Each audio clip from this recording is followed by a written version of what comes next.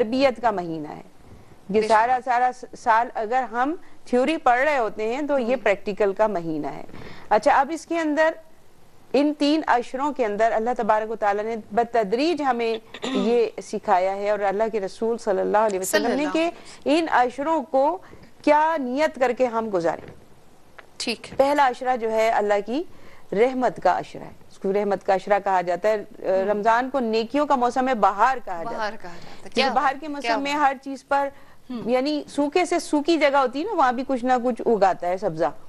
موسم بہار ہے, اور جو درخت ہیں پھل والے اور پھول والے, ان کا تو کیا کہنا, لدے ہوئے ہوتے ہیں. تو یہ موسم بہار ہے نیکیوں کا. پہلا عشرہ جو ہے وہ رحمت کا عشرہ ہے. دوسرا جو ہے وہ مغفرت کا عشرہ ہے. یعنی ترتیب کے ساتھ جو انسان ہے وہ روزہ رکھے اور نیت کرے, اور ان عشروں میں اس کے مطابق جو ہے وہ اللہ تبارک و تعالیٰ سے وہ چیزیں طلب کرے. اور اس طرح کی, پھر کیونکہ اللہ کی طرف سے تعلیمات اور ہدایات جو ہیں فرشتوں کو بھی ہوتی ہیں.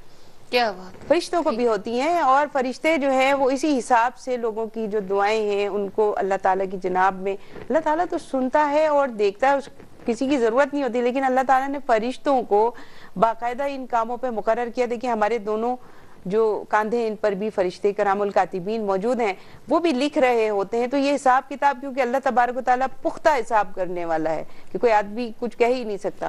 تو یہ کہ جب دوسرا عشرہ آتا ہے تو پھر مغفرت کا حساب کتاب شروع ہو جاتا ہے, کہ جی کہ مغفرت طلب کرو, جو 11 مہینوں میں جو کچھ گناہ, جو کچھ خطائیں سرزد ہو گئی ہیں ان کو یاد کرو. اچھا, جس وقت ہم اس عبادت میں ہوتے ہیں نا, روزے والی عبادت میں, اور ہمیں ہماری خالصتاً اللہ کے ساتھ ایک ایسا کنیکشن ہو جاتا ہے کہ جی ہم اللہ تعالیٰ کی رضا کے سوا ہم کوئی چیز سوچ ہی نہیں رہے ہوتے. ایک عام آدمی جو بھی روزہ رکھ لیتا ہے اور جس کے دل میں ذرا سی بھی رمق ہوتی ہے, تو جب دیکھیے کہ یہ زمانہ آتا ہے تو بے تحاشا مغفرت لوگ طلب کرتے ہیں. پھر تیسرا عشرہ جو ہے وہ آگ سے یا جہنم سے نجات کا عشرہ ہے, اور یہ بہت ہی عظیم الشان عشرہ ہے کہ اس کے اندر عبادتیں جو ہیں بے انتہا بڑھ جاتی ہیں. یعنی ختم ہونے والا ہے یہ مہینہ, اور جتنا لے سکتے ہو لے لو. کیا بات ہے.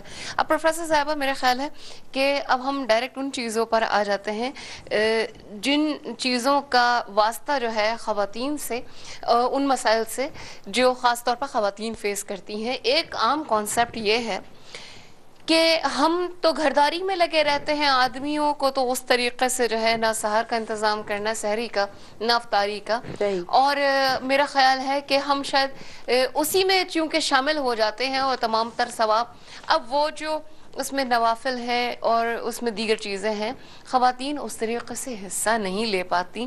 تو کیا وہ تمام گھرداری اور وہ تمام جو چیزیں ہیں, کیا اس کی وجہ سے کیا ہماری بچت اس طرف سے ہو سکتی, ہم بچ کے نکل سکتے ہیں, یہ کیسے ہو سکتا؟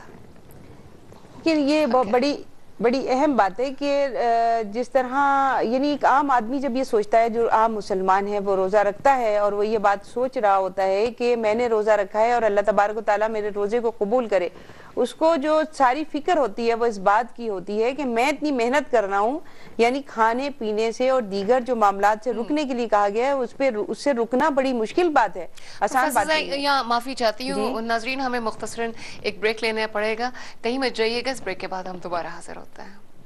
رسول اللہ انظر حالنا یا حبیب اللہ اسمع